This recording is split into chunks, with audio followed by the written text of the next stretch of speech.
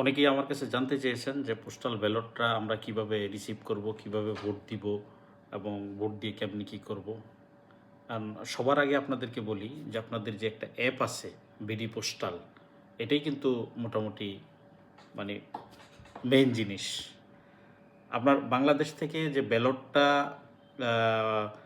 Post office থেকে দেওয়া হয়েছে, এটা কিন্তু আপনি এখানেই সমস্ত তথ্য আপনি পাবেন। এরপরে যখন আপনার ব্যালটটা আসবে, ব্যালটটা আসার পরে এখানে একটা আপনার আছে, কিউআর কোড আছে। এটা কিউআর কোড আছে, কিউআর কোডটা স্ক্যান করবেন। কিউআর কোডটা স্ক্যান করার পরে আপনার এইখানে এই ব্যালট টেকিং অপশনে গিয়া, যেহেতু আমারটা অলরেডি স্ক্যান করা হয়ে গেছে তাই সিস্টেমটা এমন দেখাচ্ছে, এখানে গিয়ে আপনি এখানে স্ক্যান করতে পারবেন। এখানে আমাকে দেখতেছে যে আমি আমার যে নির্বাচনী এলাকা এখানে ক্যান্ডিডেটকে, যেহেতু এখনও পর্যন্ত মার্কা নির্ধারণ হয় নাই, তাইলে কতজন ক্যান্ডিডেট আছে সেটা এখানে শো করতেছে না।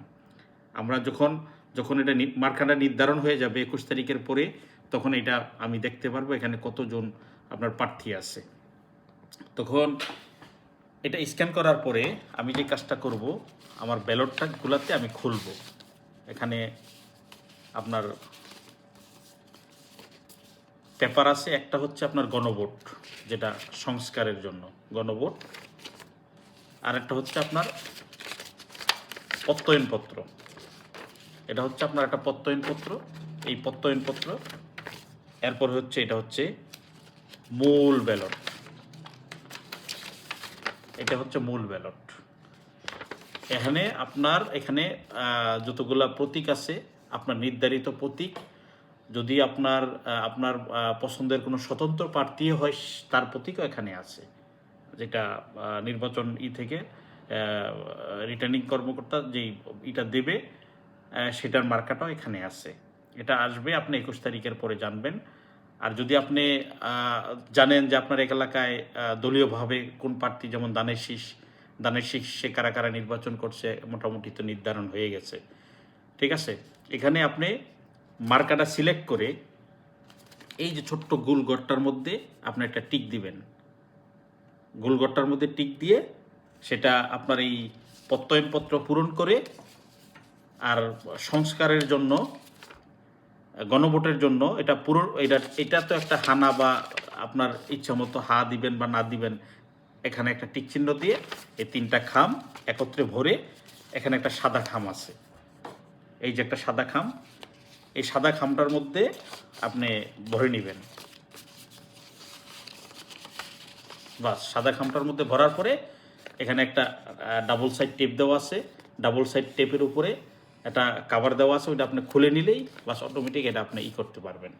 এরপরে এই খামটা আপনি আবার করে একটা হলুদ একটা খাম আছে, যেটা বাংলাদেশের ডাক বিভাগের লোগো সহ, এই যে আপনি দেখেন বাংলাদেশের ডাক বিভাগের একটা লোগো আছে, এই হলুদ খামটার মধ্যে আপনি এটা ভরে দিবেন।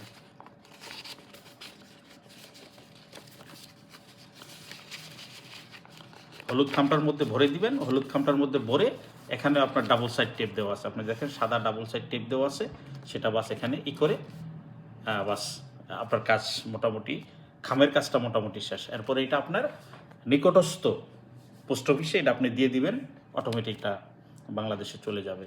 আর একটা বিষয় আপনি মনে রাখবেন যে এইটা কিন্তু কারো হাতে হাতে দিবেন না। আপনি চিন্তা করবেন যে না, আমি বাংলাদেশে চলে যাচ্ছি, আমি এটা হাতে করে নিয়ে যাব, আমি সরাসরি আমার এলাকার যে রিটার্নিং কর্মকর্তা তার কাছে আমি হাতে পৌঁছে দেব, হবে না কিন্তু।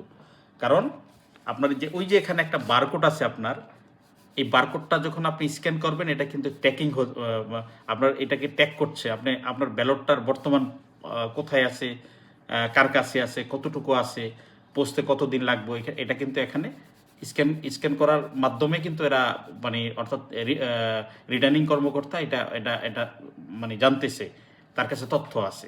অতএব এটা আপনাকে ডাক যোগেই সেটাকে পাঠাতে হবে। আর আরেকটা বিষয়, আপনার এই ব্যালটটা যে সংগ্রহ করবেন সেটা কিন্তু আপনি নিজে গিয়ে সংগ্রহ করবেন, কারণ আপনি অপরিচিত কারো মাধ্যমে এই ব্যালট আপনি সংগ্রহ করবেন না, কারণ এখানে আপনি প্রতারিত হওয়ার সম্ভাবনা থাকতে পারে।